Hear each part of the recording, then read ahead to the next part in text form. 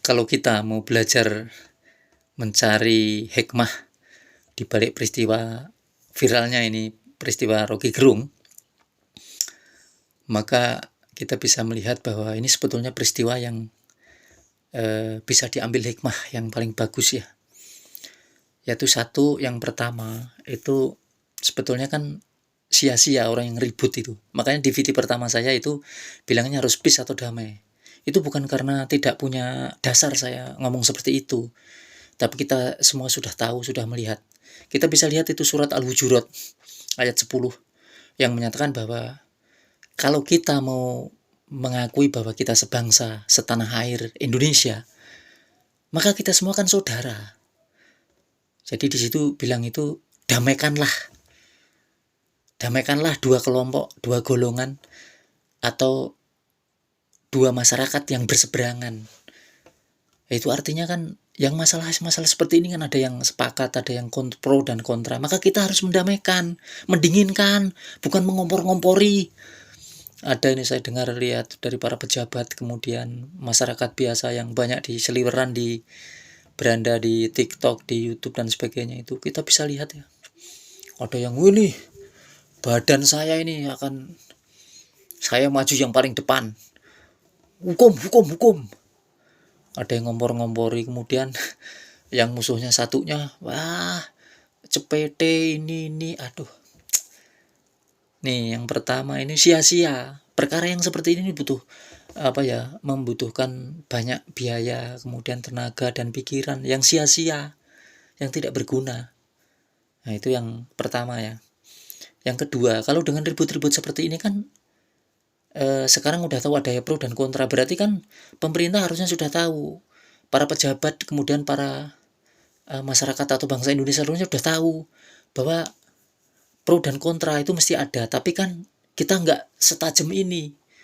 Kalau peristiwa masalah Pak Rocky Gerung itu kemudian kita persempit, kemudian menjadi ribut, menjadi runcing ya, kan kita bermasalah. Artinya apa?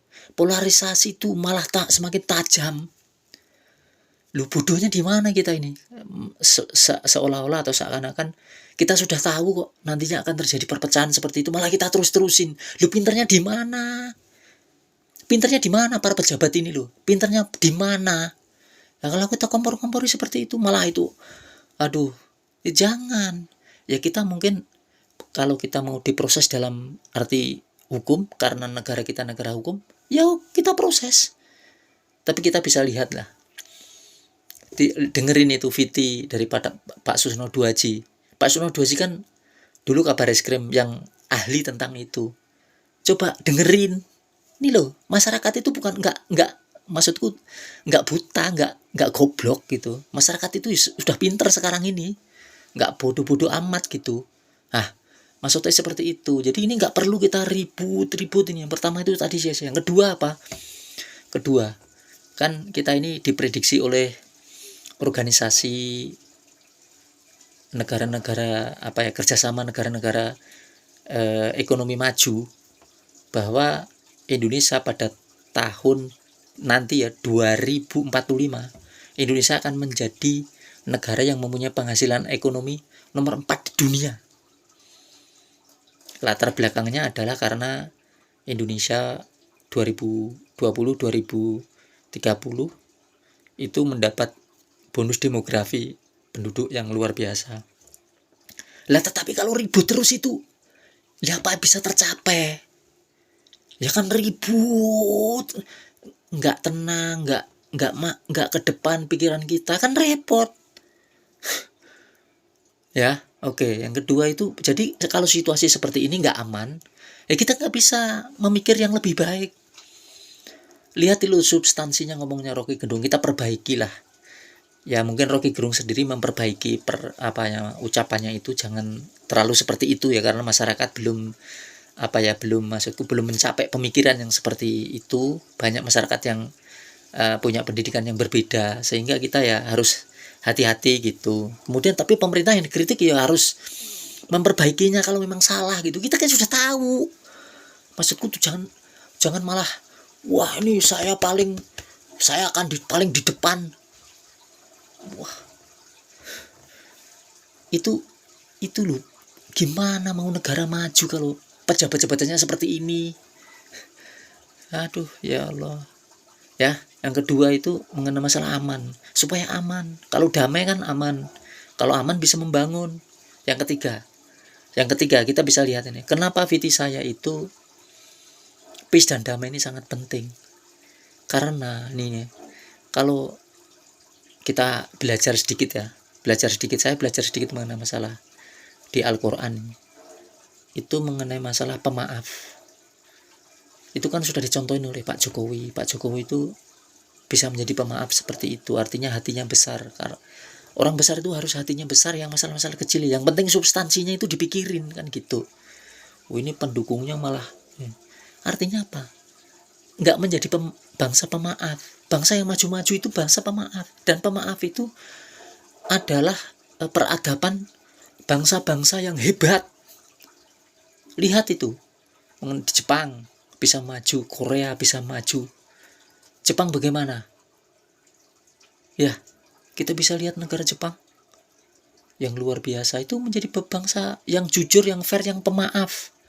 Bahkan dia saking jujurnya itu kalau pejabatnya itu melakukan kesalahan korupsi dan sebagainya, dia mengundurkan diri, itu kan jujur.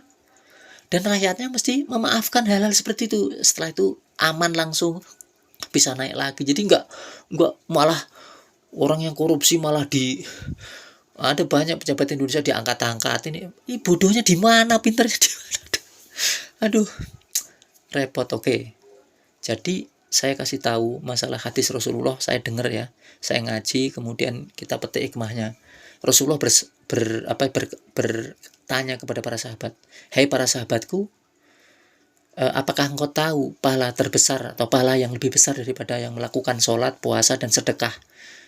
Pekerjaan apa itu?" Kemudian para sahabat bilang, "Iya Rasulullah, pekerjaan apa itu?" Kemudian Rasulullah menjawab, "Adalah pekerjaan yang," nih, ingat ini, mendamaikan dua kelompok yang berseberangan, mendamaikan dua orang yang bertengkar, mendamaikan dua golongan yang bertengkar. Ya kalau orang sudah damai tadi ya, aman, bisa membangun, pemaaf, memaafkan, kemudian memikir yang ke depan, mesti rahmat Allah turun itu pasti kepada bangsa tersebut, menjadi bangsa yang lebih maju. Ya karena peristiwa-peristiwa ini kita diketawain sama bangsa lain. Ya, apalagi kayak Malaysia, Singapura, tetangga kita itu akan mentertawakan kita, bangsa kita. Saya tuh kalau ke Malaysia ya, ini maaf ini, beberapa tahun silam nih saya sering ke Malaysia. Kadang yang kemana ya, yang ke Malaysia yang sering ya, itu kita bisa lihat itu bangsanya lebih maju, Pak. Karena ributnya jelas. Kalau kita ini kan ribut nggak jelas.